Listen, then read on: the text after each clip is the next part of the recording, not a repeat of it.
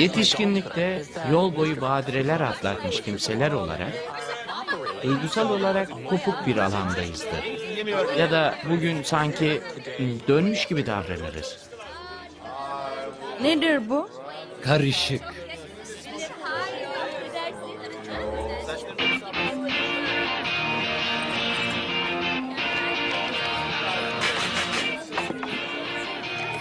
Değişim demek, eski beni terk etmek demektir. Yani kimliğimizi bırakmalı ve bir süre kim olabiliriz diye düşünmeliyiz. Davranışlarımızı, davranışlarımızı öyle uyarlamalıyız ki kalıcı olsun.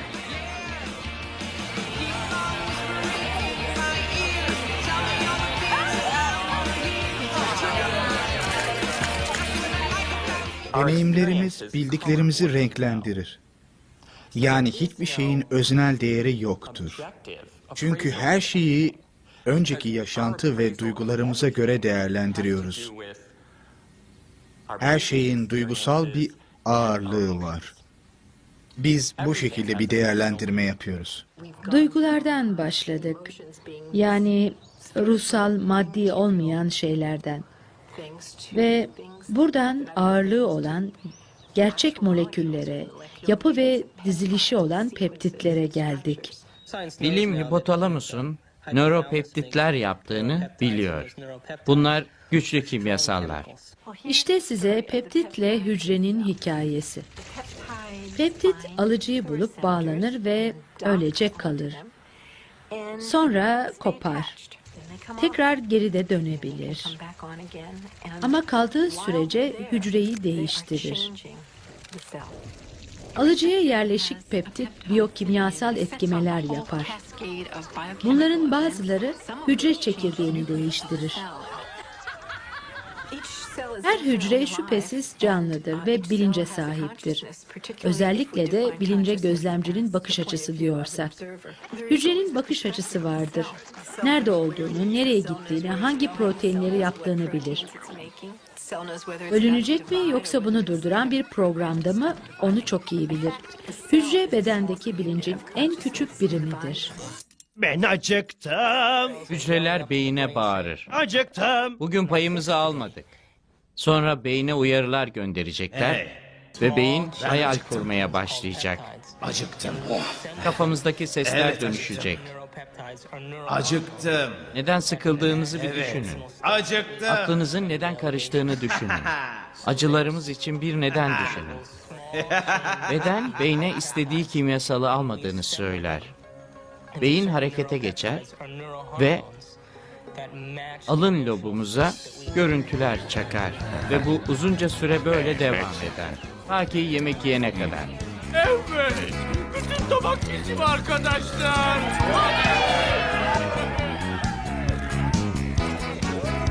Hadi gönder. Hadi bekliyoruz.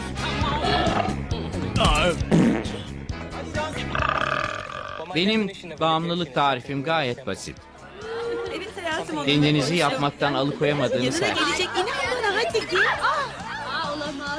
Kendimizi genellikle hücrelerin biyokimyasal açlığını giderecek hallere sokarız. Hep bana olur zaten. Neden ben? Yani tarifime göre duygunuzu kontrol edemiyorsanız ona bağımlısınız demektir. Gerçekten sevdiğimiz insanlar, duygusal ihtiyaçlarımızı, hislerimizi paylaşanlar onlardır. Peki nedir bunlar? Cinsellik olsun, kurban hissi olsun, zavallı ben, zavallı sen hisleri olsun, güç hissi olsun. Size biri hükmetmeli ki kendinizi kontrol altında hissedin.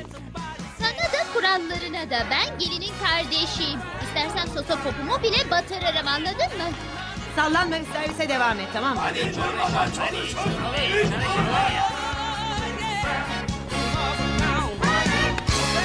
Bakın siz bir şey yapmazsanız ben yapacağım. Esas gerçeklik nedir?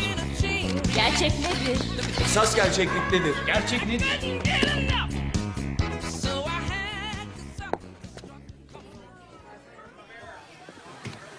Laboratuvar hayvanlarını aldılar ve beyinlerinin nöropeptit üreten bölgelerine elektrot taktılar.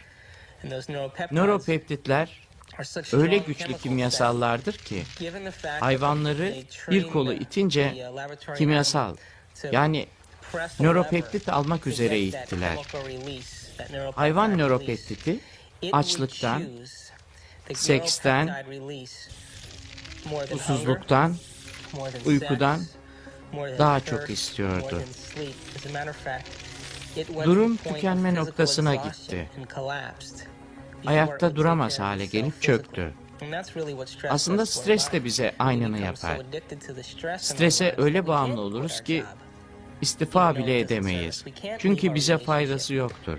Ya da ilişkimizi bile bitiremeyiz. Çünkü bize faydası yoktur. Seçim yapamayız çünkü uyarım ve tepkimeler zihnimizi gölgeleyen kimyasallar üretir. Daha küçük alın lobu yüzünden seçim yapamayan köpekten hiçbir farkımız kalmaz. O halde nasıl çıkıp da ben ona aşığım diyebiliyorlar? Sadece bağımlısı oldukları duyguların tatmini beklentisine aşıklar. Aynı kimse haftaya beklentileri karşılamayıp gözden düşebilir.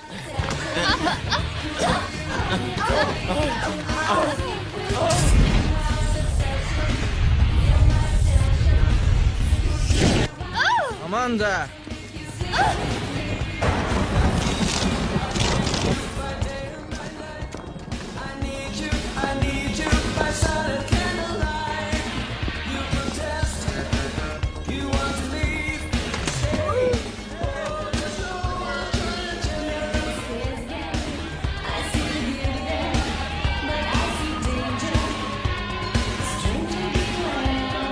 Tanrı aşkına nasıl göremezsin? Hayır. İçki sırasına yanlış girilmiş. Bu bir fotoğrafçı şakasıdır. Siz devam edin.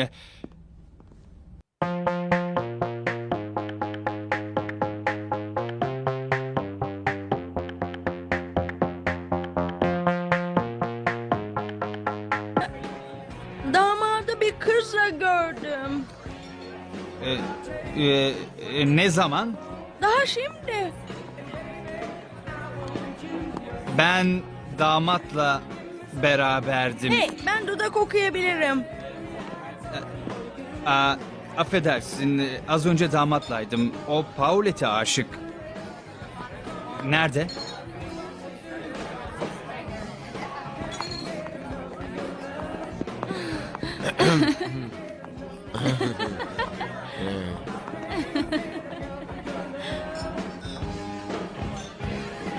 Polonyalılar. Smokin'le birbirlerine benziyorlar. Herkes gizli bir maceracıdır. Herkes macerayı sever. O ilk adım atmak çok önemlidir. Bu basiret içe doğduğu an bir titreşimi ve mesajı da beraberinde getirir. Vücut hücreleri olasılıklarla canlanır. Bilinmeyen potansiyellerle geleceğin hikayesi ve fırsatıyla canlanır.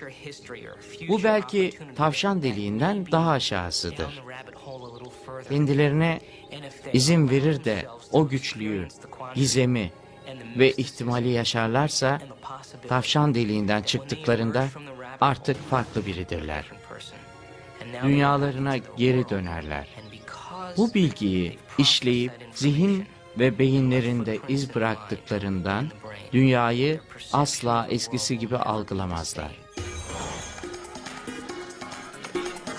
Her gün bağımlısı olduğumuz aynı duyguları hissedip de dolu dolu yaşadığımızı nasıl söyleyebiliriz ki? Üstad çok farklı bir kategoridedir. Üstad farklı düşünür. Bir içki daha? Üstad günü zamanda fırsat bilir ve gerçekliğin yollarını açar.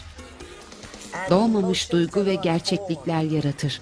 Böylece gün sonsuz yarınlara dönüşür. Damada. Damada.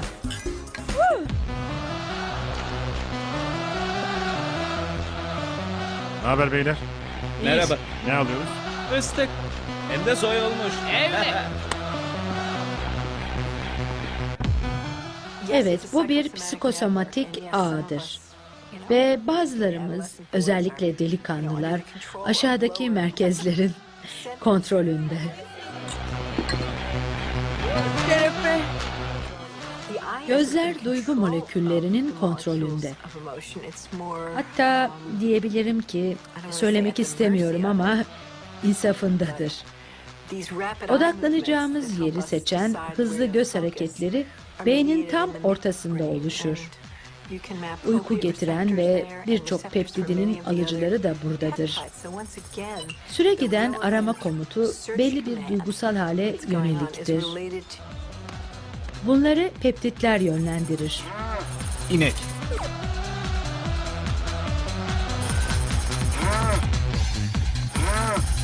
İşlem çöktü.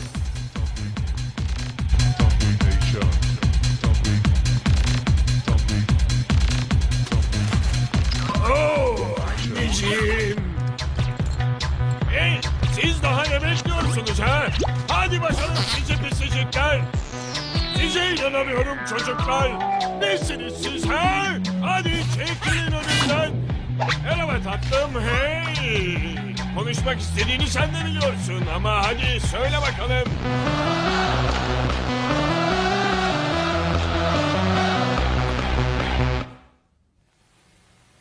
Peki seks bağımlılarına ne demeli? Aslında seksin kendisi de bir buluştur.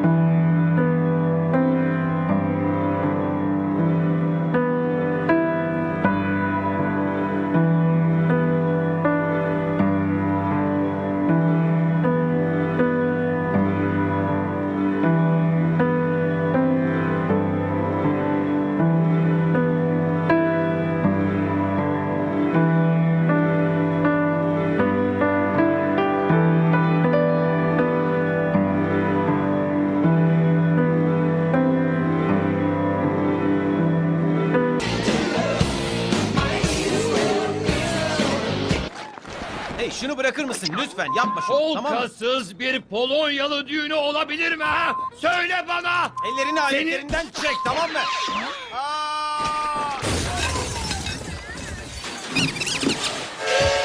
Kolkasız bir Polonyalı düğünü olmaz!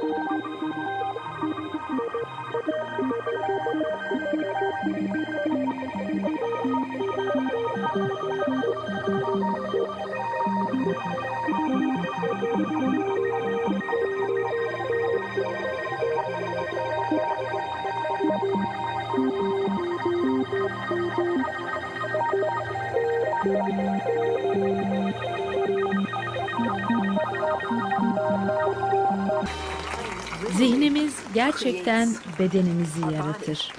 Ama her şey hücre. Zihnimiz gerçekten bedenimizi yaratır. Ama her şey hücrede başlar. Peki hücreye emirleri kim verir? Emirler beyindeki nöron ağından gelir. Bu emirler orada tuttuğumuz tecrübe ve bilgilerimize dayanır. Hayatımıza bir tür çözüm paketi uygularız ve bu belli kimyasalları devreye sokar. Yani kimyayı değiştirmemiz için bu sinir ağını değiştirmemiz şarttır. Ki bu kişiliğimizi değiştirmemiz, tavrımızı değiştirmemiz demektir. Ya da çevremizle olan etkileşim tarzımızı değiştirmemiz demektir. Biz aynı insan olmaya ve aynı tavırları sergilemeye devam ettikçe tüm yaptığımız kendimizi aynı kimlikle pekiştirmek oluyor.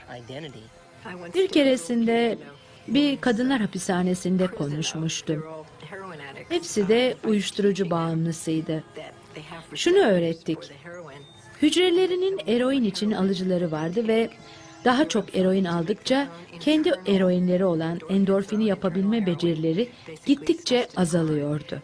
Böylece bu alıcıları ya daha duyarsızlaşıyor ya da sayıca azalıyordu. Bir yandan da bu değişimler, öte yandan beynin gittikçe daha az beyin hücresi yapmasıyla tüm bağımlılar gibi eski kalıplara hapsoluyordu. İnsanın zihinsel yaşamını acı yönlendirmeye başlar. Sanki algıladığı her şey acının renkleriyle belirlenir ve bazen verdiği tüm tepkiler, yaptığı her şey acılardan ibaret olur. Alıcıların diğer bir özelliği de duyarlılıklarının değişmesidir. Eğer bir alıcı belirli bir ilaç ya da iç sıvısı tarafından uzun süre ağır bombardımana tutulursa kelimenin tam anlamıyla çekip kısalacaktır. Sayıca azalacaktır veya bir şekilde askıya alınıp uyuşacak veya etkisizleşecektir. Böylece aynı miktardaki ilaç ya da sıvı artık daha az etki edecektir.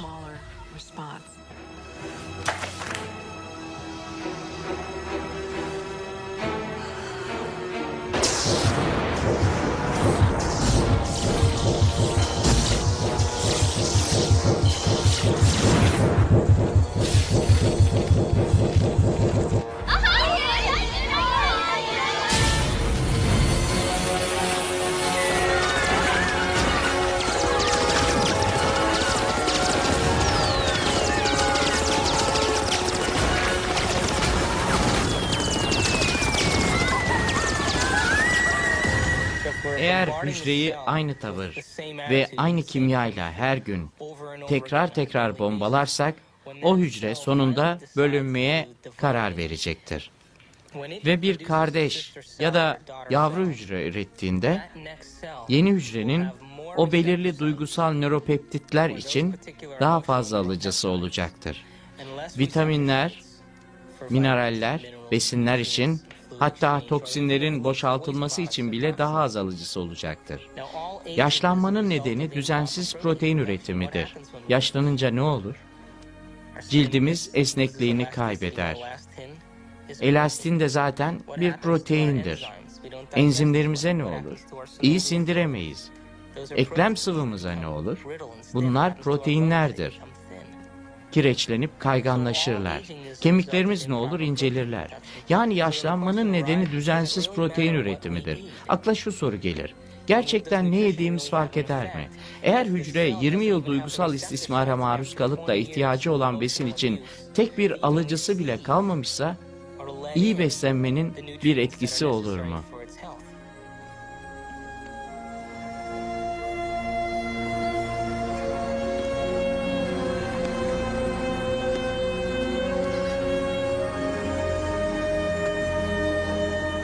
Bir insanın düşüncelerini bileceksek, onu en iyi bağımlılıklarından tanırız. 24 saat boyunca devam eden süreklilik içinde. Bedenlerinde beliren heyecanlarından tanırız. İşte bu sayede düşüncelerini biliriz.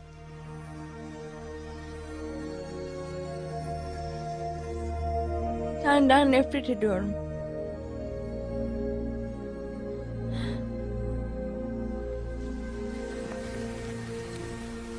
Asla ve asla seni çok seviyorum diyen insana yeniden hayat vermeyiz. Hep kendimizden nefret ettiğimiz durumlara geri döneriz. Her zaman.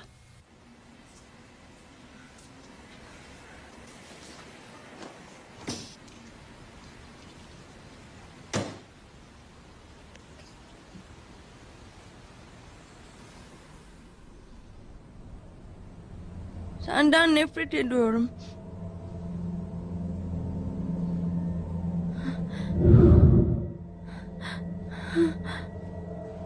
Gerizekalı! Gerizekalı! Berbatsın! Şu haline bak, çirkinsin. Hiçbir halta yaramazsın. Yaşlanıyorsun. Senden nefret ediyorum.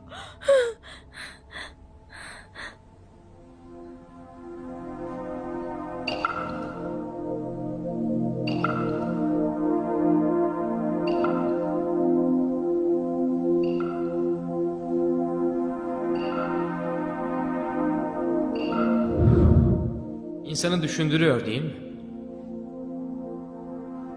Düşüncelerimiz suya bunu yapabiliyorsa, düşüncelerimiz kim bilir kendimize neler yapabilir?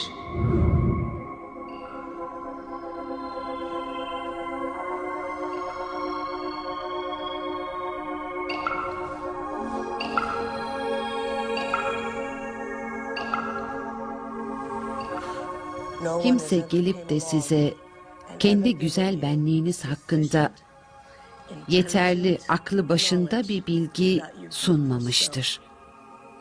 İçiniz dışınıza nasıl yansır?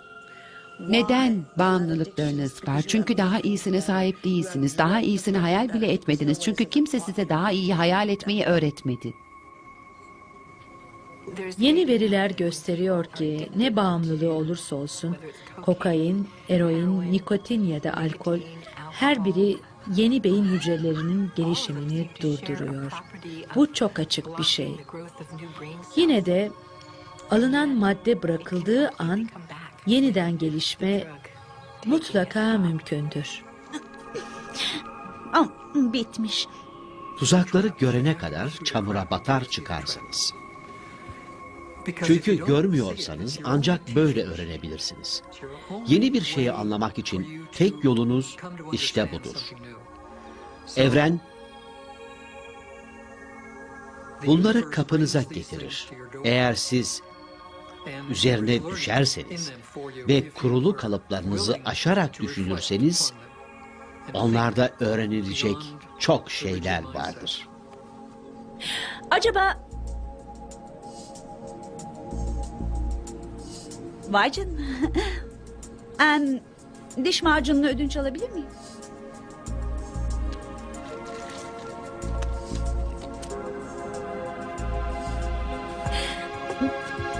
Teşekkür ederim.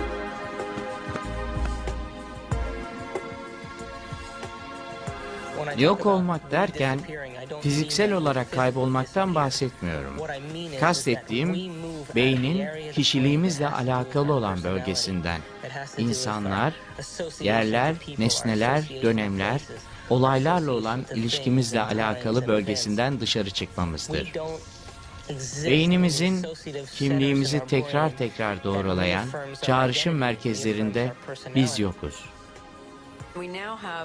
Düşüncelerimizin bizi nasıl zayıflattığını anlamak için artık bilimin desteği arkamızda. Davranış kinesiolojisi ve diğer branşlarda çalışan birçok bilim adamı düşüncelerimizin bizi zayıflattığını gösteriyor. Düşünceler basbayağı bizim gerçeğimizi yaratıyor. Kendi hakkınızdaki fikirlerin ne olacağını belirliyor. Şişman ama harika olduğunuzu düşünüyorsanız harika olursunuz. Ancak biz kadınlar, Barbie'ler ve mankenler gibi imkansız figürlerle karşılaştırılırız ve tüm değerimizi, nasıl göründüğümüzü ve nasıl algılandığımızı bu imkansız standartlara göre düşünürüz. Onların duygusal bağımlılıkları neye göredir? Filmler, diziler, haberler ve tüm medya. Bugün ne de güzel insanlara oradaymış gibi hissettiriyor, öyle değil mi? Ama yine de bu insanın yüceliğini tamamlıyor. Gerçek bu. Medya aracılığıyla, televizyon aracılığıyla idealleri yaşayan ve yaratan insanlar aracılığıyla çevreleri tarafından öylesine hipnotize edilmişlerdir ki herkesin çırpındığı ama kimsenin ulaşamayacağı bu fiziksel görünüm, güzellik ve yiğitlik tanımlarının hepsi birer yanılsamadır. Pek çok insan bunlara teslim olmuş ve vasat bir yaşam sürüyor. Bu hayatı yaşayabilirler ve ruhları, arzuları asla yüzeye çıkmaz. Belki de başka bir şeyler isterler. Fakat bu arzu su yüzüne çıkabilir ve şunları sorabilir: daha fazlası var mı? Ya da neden buradayım? Yaşamın amacı nedir? Nereye gidiyorum? Ölünce ne olacak? Bu soruları sormaya başlayınca belki de bir sinir krizi yaşadıkları fikrine kapılabilirler. Gerçekte olansa hayatlarına dair tüm eski kavramlar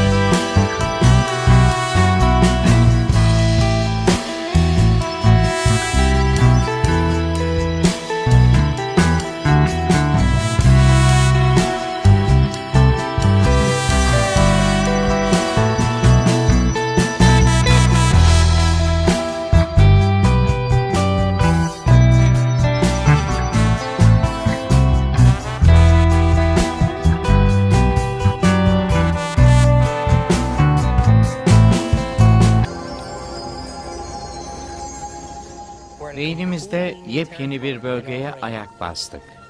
Şimdi burada hatları yeniden döşeyip yeni bir kavrama bağlandık. Bu da sonunda bizi içten dışa değiştirdi. Düşüncemi değiştirsem seçimlerim değişir mi? Seçimlerimi değiştirsem yaşamım değişir mi? Neden değişemiyorum? Neye bağımlıyım? Kimyasal bağımlısı olduğum halde neden yoksun kalacağım? Ve hangi kişi, zaman, nesne ya da olaya kimyasal olarak bağımlıyım ki onu kaybetmek istemiyorum? Çünkü bu kimyasal desteğin kesilmesi demektir. Hayat koca bir kitabın bir tanecik yaprağı. İçinde her zaman kimsek o olacağız. Ama her zaman özdeki kızgın, tutkulu arayış bizi içine alır. Ve kendini yansıtmanın ve kendinden nefretin sıkıcılığından kopartarak kendimizi yarattığımız yeni rüyalara götürür. Ve işte arzuyla dolu tanrılarız.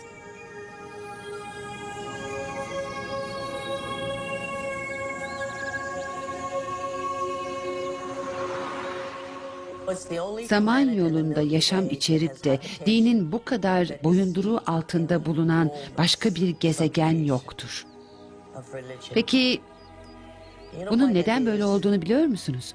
Çünkü insanoğlu doğru ve yanlışı kurdu.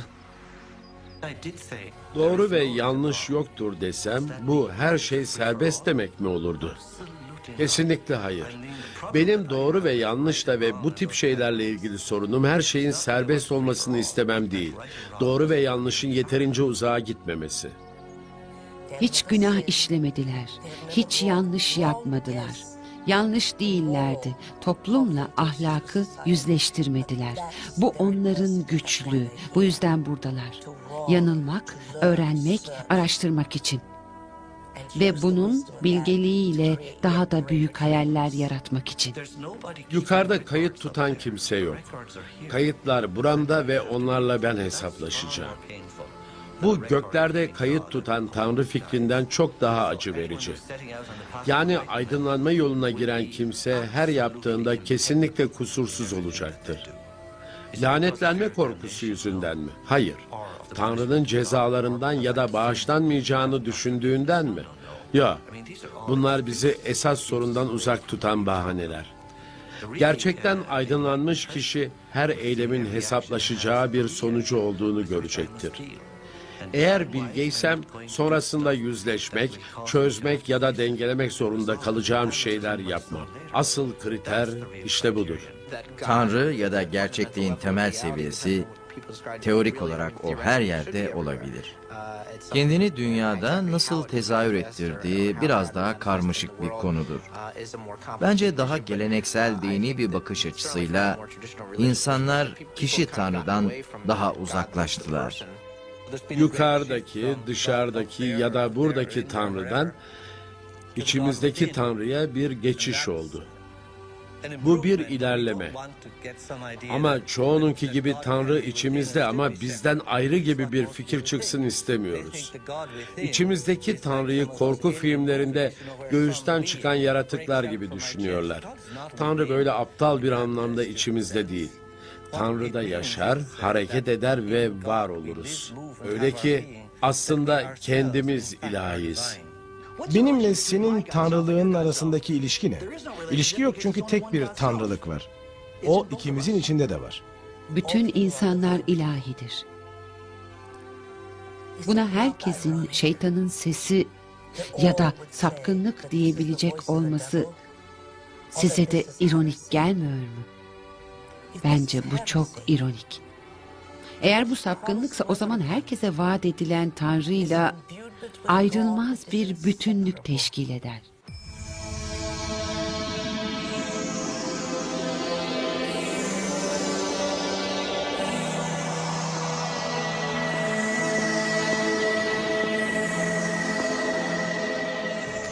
Bilgi beynin ağlarını örmesini sağlar.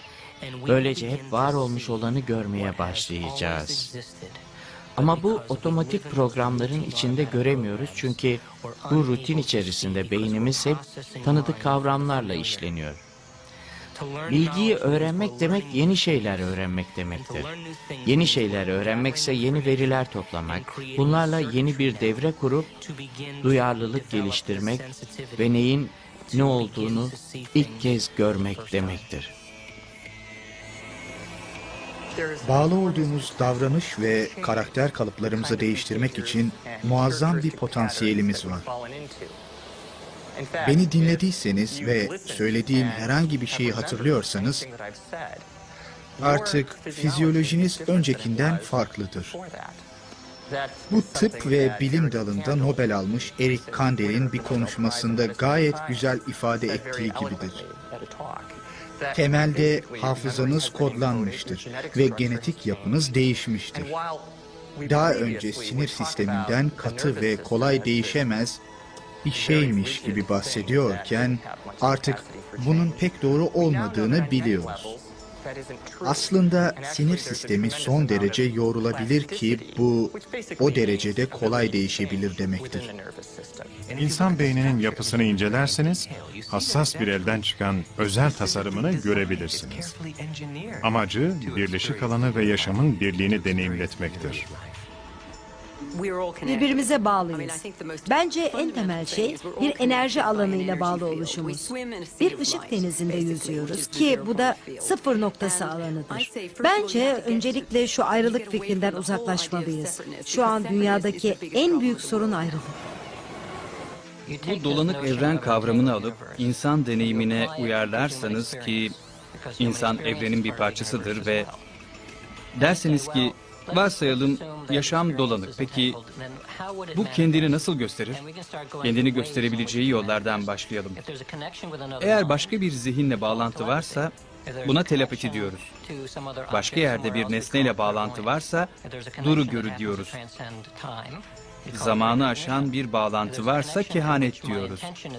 Niyetlerimizi dünyaya yansıttığımız bağlantıdaysa buna psikokinezi ya da uzaktan şifa diyoruz. Böyle sayabileceğimiz neredeyse 12 psişik deneyim türü telepati gibi etiketlendiler bile. Ama bu sadece buzdağının ucu.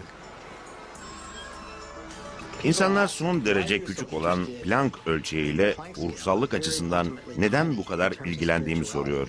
Çünkü ruhsallık açıkça her yerde. Cevabım şöyle oluyor. Evet, Planck ölçeği o derece küçük ama o da her yerde. Ve nereye giderseniz orada. Ve holografik olduğu için kesirler gibi evrende farklı ölçeklerde tekrar ediyor. Şunu söyleyebilirim ki, kuantum fiziği 20. yüzyıl için ne demekse, bilim ve ruhsallık arasındaki köprüyü kuracak olan şey de 21. yüzyıl için o demek olacak. Hepimiz geleceği yaratıyoruz. Dışımızda olanı hep birlikte yaratıyoruz. Bu bakımdan hiçbirimiz masum değiliz. Dışarıda hoşumuza gitmeyen bir şey varsa buna sırtımızı asla dönemeyiz. Çünkü bir şekilde bu durumun ortak yaratıcısıyız. Ve en doğru olanı ortak geleceğimizin iyiliği için yapmalıyız. Evet, bütün bunları yapmalıyız. Şimdiye dek yaşamımızdaki ve kuantum fiziğindeki özgürlük hakkında kendi gerçekliğimizi nasıl esas gerçekliğe doğru özgürleştirebileceğimizi konuştuk. Evet, elbette bunlar doğru.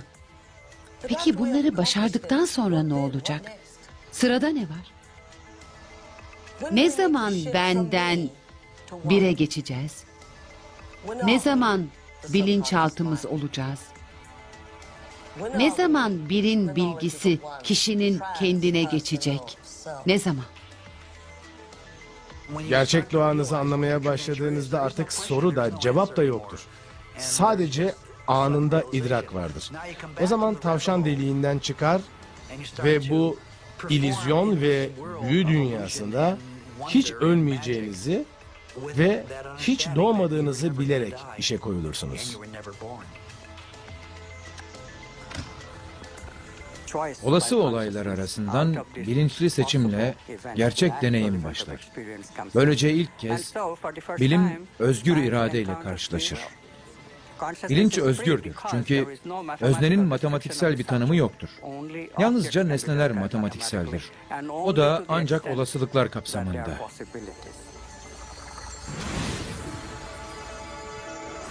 En önemli soru hala budur. Seçen kimdir? Tüm gerçeklikler eş zamanlı olarak mı var? Tüm potansiyellerin yan yana var olması gerçekten de mümkün mü?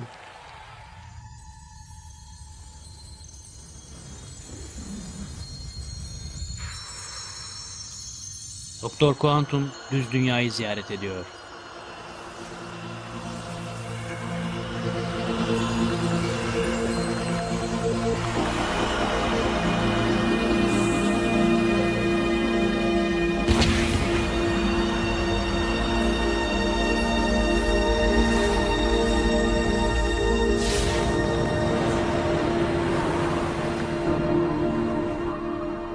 dünyaya hoş geldiniz. Burası yalnızca 2 boyutlu bir dünya. Yalnızca ileri ve geri, sol ve sağ var. Bu dünyada yukarı da yok, aşağıda. Sonra Benek nerede dedim. O da dışarıda sırada dedi. Ha? Aman tanrım, bu da ne? Hey! Bu dünyada yaşayan 2 boyutlu varlıklar, 3 boyutlu nesnelerden tamamen habersiz. Ve bu 2 boyutlu düz dünyalılar, küp, küre, piramit nedir? Kesinlikle bilmiyorlar. Hatta sizi bile 2 boyutlu açılardan benim 3 boyutlu parmağım şöyle görünür. Aman tanrım, şunu bak, gördün mü?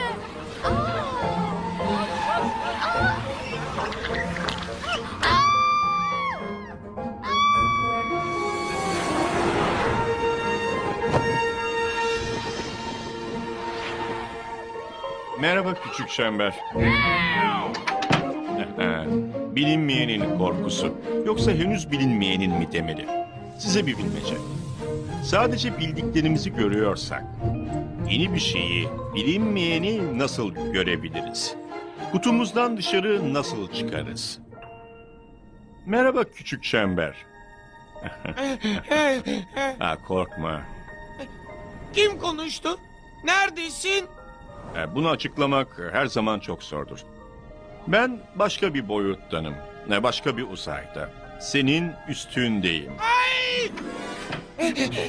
Hayır, sakın bu kelimeyi kullanma. Hangi kelimeyi? Ü'yle başlayanı. Üstündeyim mi? Ay! Bu yasak. Öyle mi? Sence anlamı ne? Bilmiyorum. Bilmek de istemiyorum. Ama o kelimeyi kullanırsan çok ağır cezalandırılırsın. Ay, sen bir hayalet misin? Olmadığımı umarım. Sadece seninkinden farklı bir bakış açım var. Senin henüz görmediğin gibi görebiliyorum. Ay, öyle mi? Mesela? Pekala. İleride gizli bir kasan var. Ve içinde 12 tane bozukluk, bir vasiyet ve bir de pasaport var. Oh, bunu nasıl bilebildin? Nesin sen? Yoksa sen tanrı mısın? Senden daha fazla değil. Gördün mü? Senin üstünde olduğumdan... Ay! 3. boyutta olduğumdan senin dünyanın içindekileri görebiliyorum. 3. boyut mu? Sen çılgın bir hayaletsin. Sadece 2 boyut var. Bak. Peki ya midenin içine dokunsam bunu nasıl yapabilirdim? Derimi kesmen gerekirdi. Yoksa bu imkansız.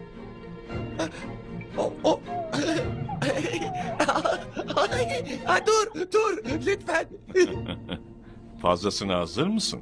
Neyin fazlasına? Boyutların. Yönlerin. Hayır. Evet. Yani ama hiç yok ki.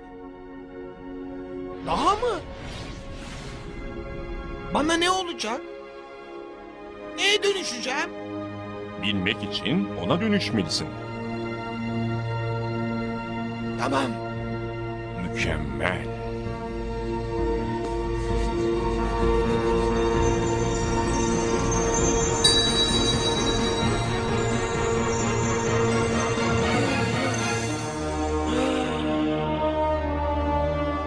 Hiç bilmiyordum.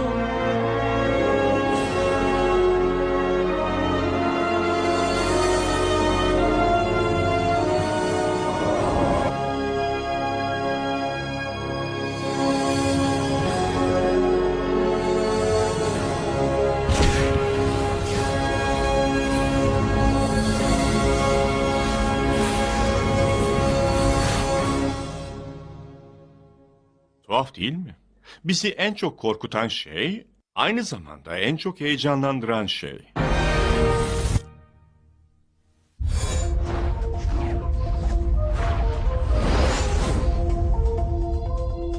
Bunun X döngüsünü rastgele yapma etkisi var ve bundan sonra başlarına ilginç bir şey gelmiyor. Tamam mı? Evet. Güzel.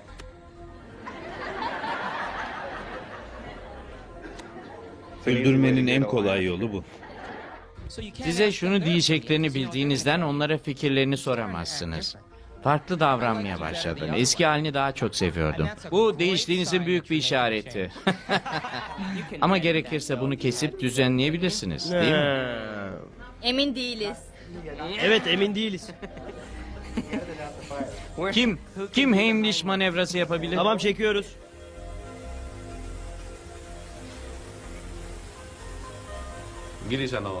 Yunan filozofu Thales, ruhların su yoluyla nasıl maddeleştiğinden bahsetmişti.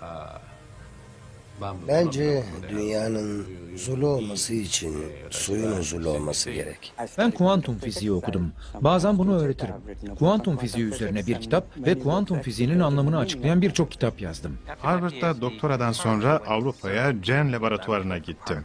Ama galiba artık en çok meşhur N eşittir 1 süpersimetrik SU5 büyük birleşik alan teorisiyle tanınıyorum. Sakın bilim camiasının bilimsel olduğu düşüncesine kapılmayın. Evet.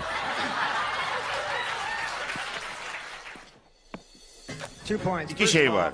Öncelikle David'e teşekkür ederim. Ölçülü şüphecilik önemlidir ve büyük savlar büyük kanıtlar gerektirir.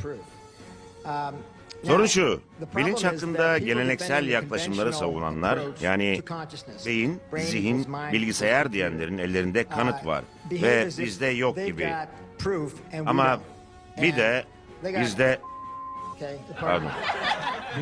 Sinir ağlarını oluşturan nedir? Zihin. Zihin nedir? Zihin, teşekkürler. Buna ilahi müdahale denir. Yukarıdan.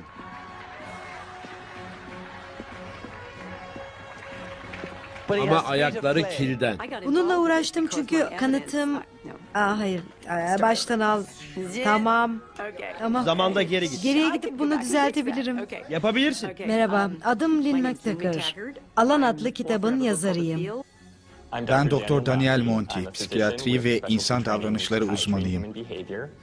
Jefferson Tıp Fakültesi'nde öğretim görevlisiyim. Bazıları bilincin evrenin muhteşem bir özelliği olup da insan beyninde yoğunlaştığını söylüyorlar. Eğer öyleyse bilinç yaklaşık 1,5 kilo ağırlığında ve karnabaharı andırıyor. Şov zamanı. Size biraz kendimden bahsedeceğim. Işık yanıp sönmeye başladı bile. Ne zaman konuşsam böyle işte. Tuhaf şeyler oluyor. Tamam işte. Dokununca öylece kalıyor. Bu ne demek bilmiyorum. Tamam. Sorun değil. Belki Tanrı seninle tanışmamı istedi. Bunu bir konferansta yapmıştık. İnsanlara kaçınız bazı şeyleri seziyor diye sorduk. %80 evet dedi. Sonra bu tür iddialardan şüphe eden kesime dönüp ki dinleyicilerin %30'u kadardı, onlara sorduk. Kaçınızın sonradan doğru çıkan ilginç bir sezgisi oldu? %80. İnsanların sıra dışı şeylerden şüphe etmeleri anlaşılır bir durum. Çünkü dışarıda her türlü saçmalık var. Ama bu olayları laboratuvara taşıyıp da bildik açıklamaları bir kenara ayırdığınızda psişik bileşenleri olduğu ortaya çıkıyor. Burada gerçekten de büyük düşünürleri filme alıyoruz. Bu odadaki herkes büyük birer düşünür. Onları düşündürdüğümüze göre öyleler. Bu her zaman zordur. Sen bir şeyler eklersin değil mi? Aslında... Bunun için üzgünüm. Önemli değil. Çoğul kişilik bozukluğu bilincin yeri hakkında ne söylüyor? Ve ikinci sorum da 50 yaşında fizikçi olma istemenize sebep neydi? Tamam, sebebi mi? Sanırım çoğul kişilik bozukluğu. Belki inanmayacaksınız ama fizikçi olmayı henüz 4 yaşındayken istiyordum. Kendi kontrolümüzü ele aldıkça açığa çıkaracağımız tavşan deliğinin daha derinindeki meziyetler olacak. birer Qigong ustası olup binlerce mil öteden etki edebiliriz. Bütün bunlara bakınca anlayabildiğim tek çıkış yolu. Zeki bir varlık. Bir çeşit tek zihindelik var. İsterseniz ona Tanrı diyebilirsiniz tabii.